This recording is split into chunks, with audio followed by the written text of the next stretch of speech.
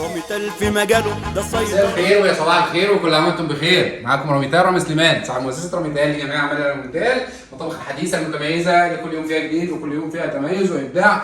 مطبخ بمشاكله وبحلوله داخل منطقه المنصوره، داخل محافظه المنصوره. عملنا لكم عظمه داخل مطبخ امريكي، ما كانش امريكي، هدينا وعدلنا ونظمنا وعلشان نطلع لكم بالعظمه الحلوه ديت. مشاكل كانت فين وحلولها ايه، كل دوت هتشوفوه داخل الفيديو الجميل المتميز. كالعاده مش بنسيب لكم اي تفصيله غير بالشرح التفصيلي. بدايه هنا المطبخ ما كانش معايا الحائط ده، المطبخ كان مفتوح من هنا والسور ده كان مرتفع. جت العميله بتاعتنا محتاجه ان هي تطلع لمسه جميله وتعمل مطبخ مفتوح في الريسبشن. طلبنا منهم ان هم ينزلوا بالحائط ده ويعملوا الارتفاع بالنسبه للسور. في شويه مشاكل ما زالت موجوده هنتكلم فيها في فيديو باستفاضه، تابعونا للاخر.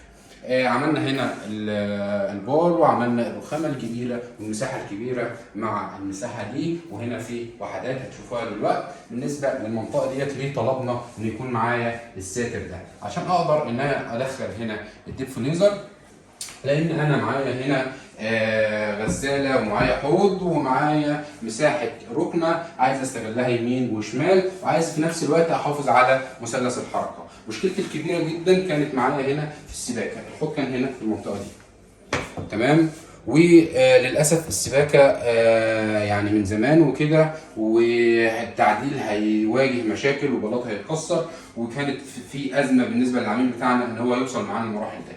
طلبنا ان احنا نعمل الحوض بتاعنا هنا، وطلبنا غسالتنا تكون في المنطقه دي علشان نفصل ما بينهم بدلاب النظافه، ونعمل الديب فريزر في الدخله دي. وطلع الشكل الجميل بعد التنظيم الظريف اللي حضراتكم شايفينه. طبعا مش باين معانا البلاط والمشاكل دي علشان معانا هنا بديل رخام.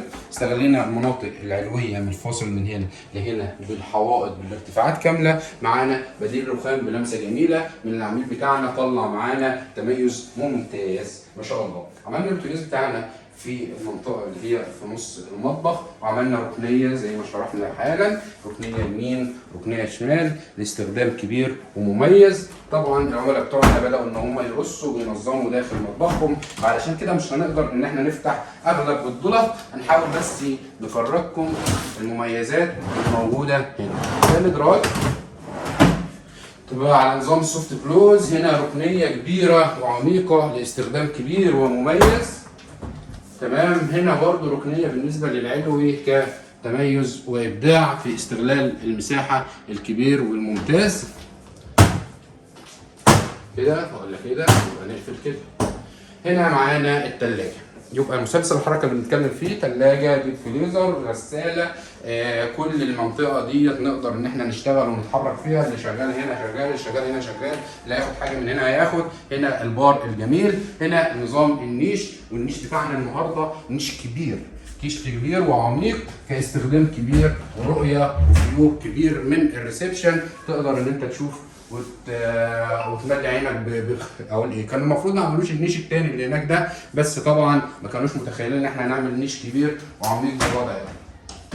وعملنا هنا ركنيه داخليه كابداع 2 في 1، ان كانت ركنيه تحت والنيش فوق تمام. وهنا برضو ضلفه كبيره وعميقه، هنا ضلفتين كبار بالعمق بتاعنا عند هنا، ولكن المساحه باينه معايا ان العمق كبير معايا. عايز بقى اتكلم معاكم في المشاكل، وان احنا نخلي بالنا من المشاكل ايه اللي كانت موجوده وايه اللي ما زالت موجوده. هتتابعونا في فيديو تاني بقى. لو انت مش معانا على قناه اليوتيوب حاول ان انت تكون معانا، لان هنتكلم في مواضيع كتير هتفيدك ان شاء الله. احبكم في الله، ما تنسوش تصلوا على النبي.